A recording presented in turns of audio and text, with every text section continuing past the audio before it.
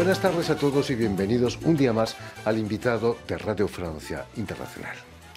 Este jueves 28 de febrero se presenta en el Instituto Cervantes, aquí en París, y bajo los auspicios del CECUPE, el Centro Cultural Peruano de París, el libro del poeta y editor peruano Paolo de Lima, Lo real es horrenda fábula, una exhaustiva compilación de ensayos sobre la violencia política en la literatura peruana. Y precisamente para hablarnos de este libro y de su trayectoria como poeta y editor, Paolo de Lima ha sido tan amable de venir a nuestros estudios. Buenas tardes, Paolo. Buenas tardes, Jordi. Muchas gracias por la invitación. Muy contento de estar aquí. Un real placer tenerte aquí entre nosotros. Muchas gracias.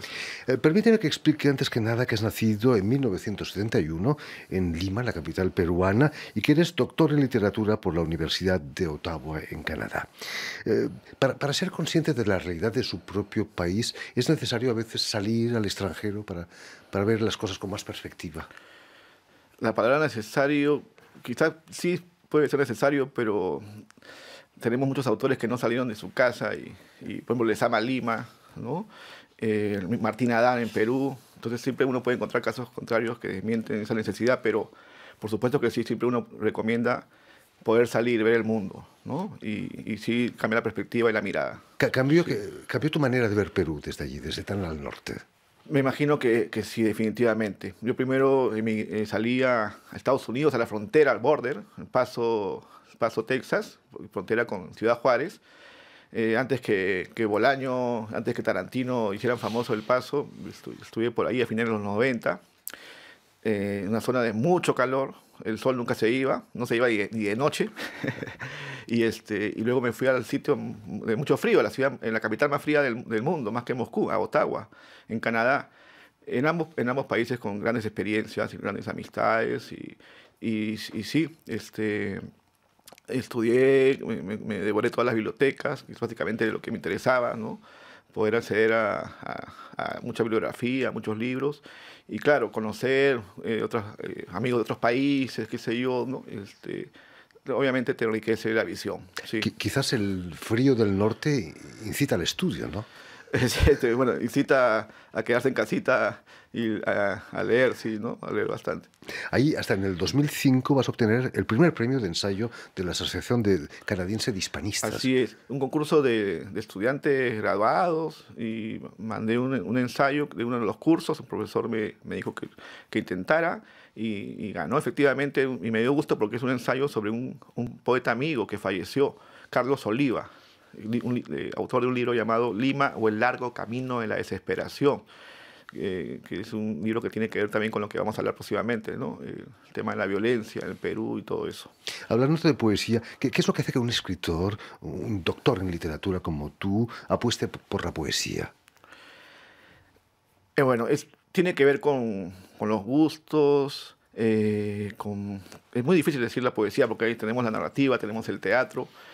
En mi caso puede tener que ver con amistades, ¿no? Desde muy joven, yo de los 18 años ya trabajaba, colaboraba en un periódico que estaba repleto de poetas y de escritores, todos los escritores de Hora Cero, los escritores de Cloaca. Es contagiosa la poesía. Contagiosa, y en los 80, los 90 la poesía gozaba de muy buena salud. Ahora la poesía ha desaparecido las páginas culturales, las librerías ya no quieren acoger libros de poesía, muy pocos, cada vez el espacio es más reducido. Pero cuando yo era joven pude estar en contacto con todos los poetas vivos de todas las generaciones, estar con ellos, visitarlos, conversar, tomar una cerveza, un café. Entonces, obviamente eso, y además la gran tradición literaria peruana. Trabajé como periodista muy joven y paralelamente conocí a un grupo de poetas de mi edad, el Grupo Neón, donde está Miguel Delfonso, el propio Carlos Oliva, ¿no? Muchos poetas que activábamos la escena cultural en toda la ciudad. Leíamos poesía. En plena guerra del Sendero Luminoso, llamarse Neón tenía...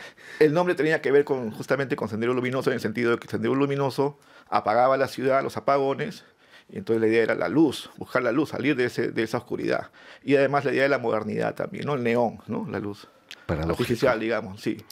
Era un deseo, ¿no? De buscar un horizonte distinto en este país, que no se veía el futuro. Imagino que para un peruano la imagen de César Vallejo, el gran poeta, es un motor, ¿no? Crea muchas vocaciones. da mucha seguridad, ¿no? Venir de una tradición como la de César Vallejo, José María Eguren. La vanguardia es muy rica y además en un país con tanta riqueza cultural como el Perú tenemos una vanguardia andina con Gamaliel Churata, Carlos Oquendo de Amán, autor de un libro llamado 5 metros de poemas, un libro que se despliega y que juega con la idea del cine también. Entonces sí, ¿no? Y Vallejo ni se diga, ¿no? Que a quien tenemos aquí en París, digamos, ¿no? Vallejo, pero está lejos de ser ese poeta triste que nos venden las enciclopedias, ¿no? Efectivamente, la imagen, es que lo icónico, ¿no? La foto, la gran foto de Vallejo con el mentón ha quedado y lamentablemente se ha traducido en un poeta triste, ¿no? Hay otra imagen de Vallejo que se debería difundir, que es Vallejo con una copa brindando, ¿sí? En una cena, donde se le ve alegre, justamente brindando por la vida.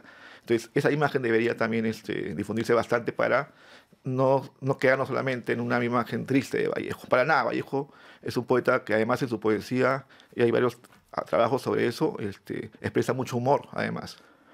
Y ha sido muy popular a pesar de ser un poeta difícil, ¿no?, de leer, Vallejo.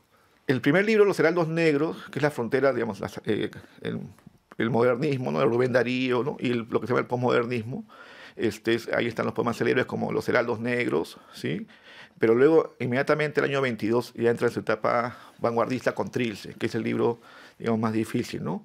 Luego están los poemas que escribió en Europa, aquí en París, muchos de ellos, los poemas humanos, libro póstumo, y su último libro, España aparta de mí este cáliz, que se publicó, él lo envió un original, a la imprenta del Ejército del Este en España, los mismos milicianos publicaron el libro, y es un libro que expresa toda la utopía, toda la idea, digamos, social, poética, humana de César Vallejo.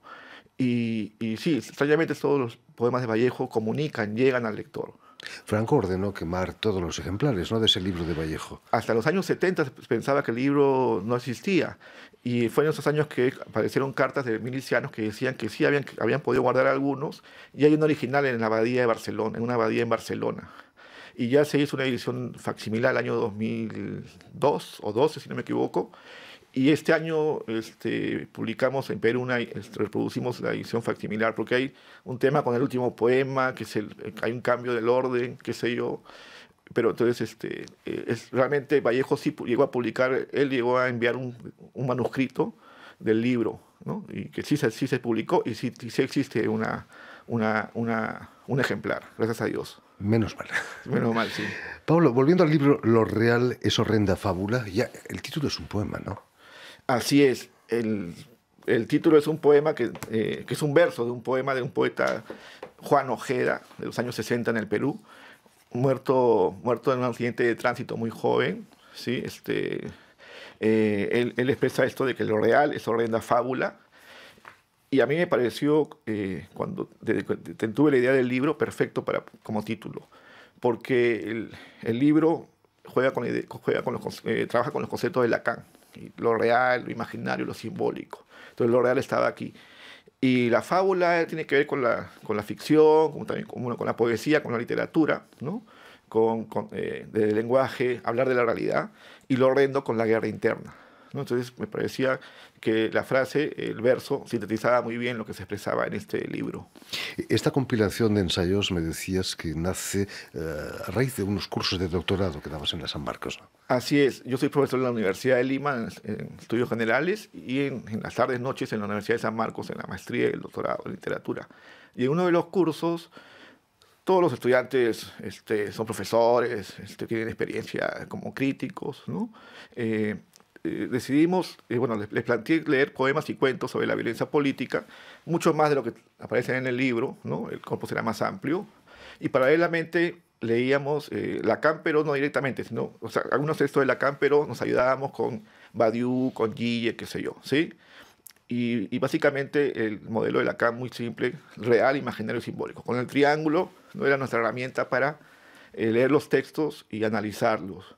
Y periódicamente cada mes, ellos, que son 8 autores, entregaban lecturas de los cuentos y los poemas. Y producto de eso, bueno, yo cuando los leía me daba cuenta que había mucha calidad en los trabajos que ellos hacían.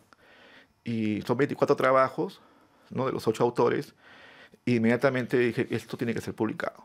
Bueno, eso fue el año 2015, nos hemos demorado un poco en buscar el editor y que aparezca. La editorial Horizonte es una editorial muy conocida en el Perú, publica las obras completas de Arguedas, por ejemplo, José María Arguedas, apostó por el libro, también el Fondo Editorial de la Universidad de San Marcos.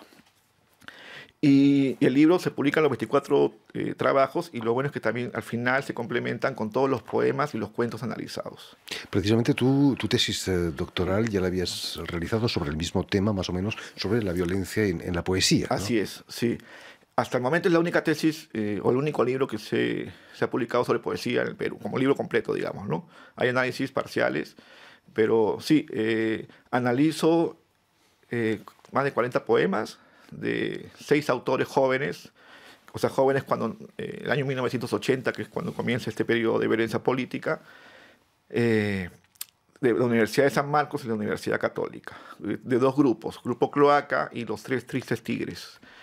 Y analizo poemas de ellos desde los años 80, 81 hasta el año 92, 93, que digamos acaba este periodo, y la idea es ver cómo en su poesía se expresa la violencia. Y se expresaba de muchas maneras, ya sea de manera directa, a través de menciones de matanzas, qué sé yo, o de manera elíptica, ¿no? A través del quiebre, de la linealidad discursiva, de la desazón, de la angustia, ¿no? De existir en una ciudad asediada, etcétera, etcétera.